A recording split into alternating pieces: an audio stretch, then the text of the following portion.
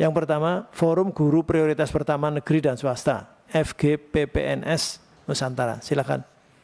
Pertama untuk menyampaikan lebih dulu. Terima kasih atas kesempatan yang diberikan. Assalamualaikum warahmatullahi wabarakatuh. Alhamdulillahirabbil alamin, wassalatu wassalamu ala asrofil anbiya'i wal mursalin sayyidina Muhammad wa ala sayyidina Muhammad. Yang saya hormati Bapak pimpinan rapat, yang saya hormati juga para anggota DPR RI, Komisi 10, dan yang sangat saya banggakan adalah semua forum-forum guru yang sudah hadir di tempat ini. Terima kasih. Perkenalkan, nama saya Hasna. Kami dari Forum FGPPNS Nusantara. Di forum kami ini ada dari yang mewakili dari Sumbar dan dari Pekanbaru. Adapun permohonan kami ini Pak, tentang penyelesaian semua permasalahan yang ada terkait honorer yang ada di anggota saya dan juga di teman-teman forum-forum lain. Kami mengapresiasi dari di Komisi 10 ini saya alhamdulillah bisa selesai menjadi ASN di tahun 2023 berkat kami dulu sudah sering-sering kesini terus. Terima kasih Pak Fikri. Selanjutnya kami juga mengapresiasi kepada Kemenpan RB karena dari wacananya itu ada pengajuan untuk THK 2 dan juga non ASN. Tapi perlu semua ketahui bahwa kami ini di honorer ini bukan cuma hanya di non ASN. Sama saya ini ada namanya PG 2021 yang P1. Itu masih banyak belum lulus. Masih ribuan, ada 12 sampai 14 ribu lagi yang belum lulus. Itu, dan mereka masih terkatung-katung. Sementara kalau memang diajukan ini non ASN yang diajukan untuk formasi 2024, bagaimana dengan teman-teman yang lain? Selanjutnya di forum kami juga begitu juga di daerah-daerah lain ada namanya Pak yang sudah lulus passing grade seperti TP karena tanpa penempatan itu terjadi di observasi. Sampai ada yang sudah kayak tidak lagi percaya untuk menjadi guru, tidak bisa tidak yakin lagi dia menjadi guru itu karena tidak lulus itu. Jadi dia seperti ada tekanan. Kenapa saya sering tidak lulus, sudah berapa kali ikut tidak lulus. Jadi kayak kita itu di dalam lingkungan kita itu dibilang kok tidak bisa lulus terus. Kamu guru kok bisa begitu ya. Jadi kan kita tekanan psikologis. Selanjutnya ada lagi kategori P. Kategori P ini banyak sampai ribuan sudah lulus passing grade tetap juga tidak diangkat. Dan ada juga PPG dan guru swasta. Maksud saya Pak, semua ini coba dimudahkan, diangkat semuanya tanpa tes lagi. Karena mereka memang sudah tes. Sama dengan kami yang waktu PG 2021. Kalau kita semua diselesaikan ini tidak lagi ada problem guru-guru yang kita harus perjuangkan nasib kita sampai ke sini.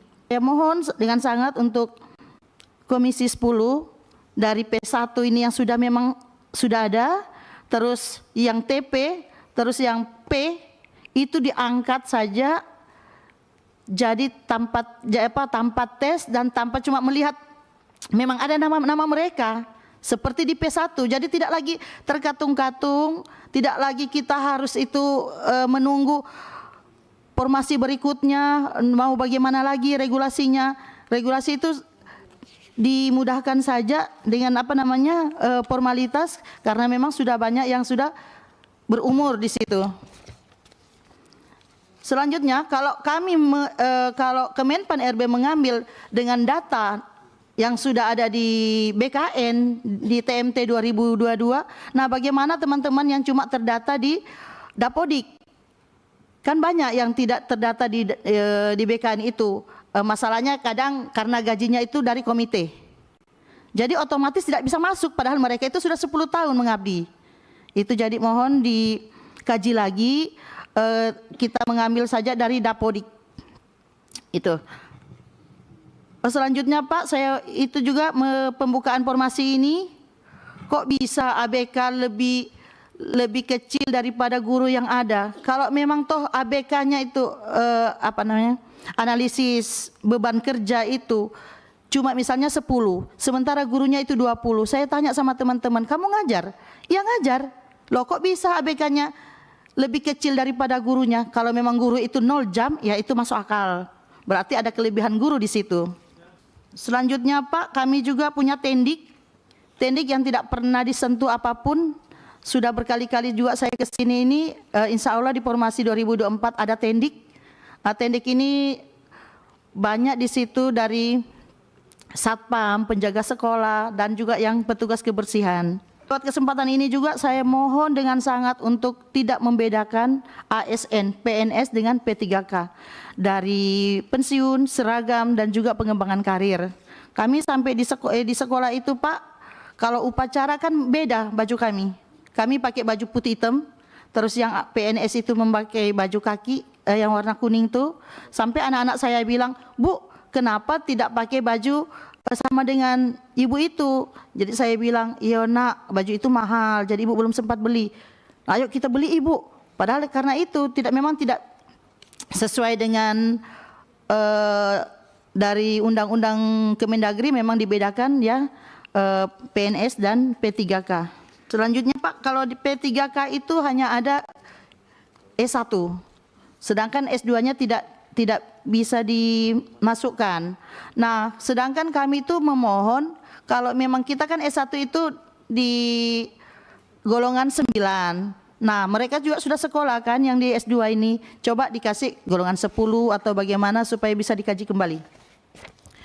Selanjutnya Pak, tidak diadakan lagi sistem kontrak untuk 1 tahun, 2 tahun, 3 tahun, 4 tahun, bahkan 5 tahun. Karena apa? Setiap perpanjangan ini pasti ada terjadi sedikit masalah. Halnya ada yang menyalahgunakan kewenangan, itu sementara kami harus diperpanjang. Kalau bisa Pak, tidak usah lagi perpanjang.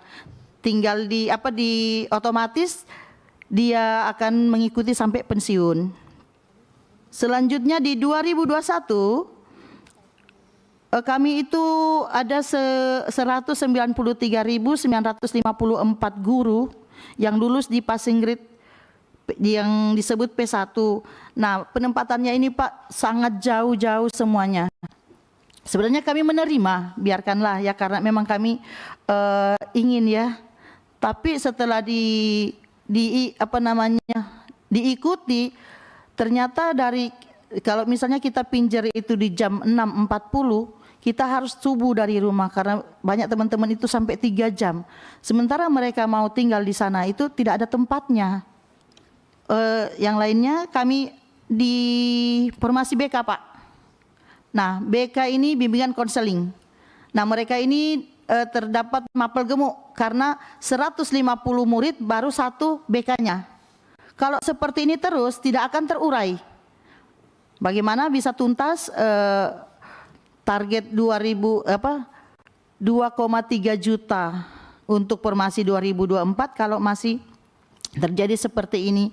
Kami mohon supaya BK juga dilinearkan ke SD untuk mengatasi bullying yang biasanya terjadi di SD. Kalau kami guru kelas kadang waktu kita sempit, jadi tidak bisa menangani anak-anak ini tersebut dengan lebih baik lagi. Terus ada sekolah SLB. Sekolah LSB ini kan masih banyak swastanya daripada negerinya. Sedangkan mereka kalau mau diberikan kesempatan itu untuk tes dan mengikuti ya serangkaian tes itu, ujung-ujungnya tidak lulus karena tidak adanya ijazah PLB. Sementara di Indonesia yang ada itu cuma 2, di Padang katanya dengan di UPI untuk SLB. Jadi mereka ini juga kan kami perlukan untuk anak-anak kami yang istimewa. Nah, bagaimana caranya supaya pemerintah bisa memberikan mereka kesempatan untuk juga menjadi ASN. Kalau saya pikir kalau guru-guru juga sudah sejahtera, anak-anak juga semakin lebih maju lagi. Untuk itu coba pemerintah membuka formasi sebanyak-banyaknya, bagaimanapun caranya supaya semuanya ini merata, terutama di pelosok-pelosok itu Pak. Kalau mereka mau ikut ujian saja itu menyeberang lautan luas untuk mencapai cita-cita mereka, tapi ujung-ujungnya juga tidak lulus. Kesimpulannya, angkat semua honorer, baik dari database BKN ataupun database Dapodik, apalagi untuk P1, PG, dan P. Karena dilihat dari jumlah ABK itu lebih besar dari keduanya. Juga kami mohon diberikan kesempatan juga untuk guru swasta masih tetap bisa masuk ke sekolah-sekolah negeri. Itu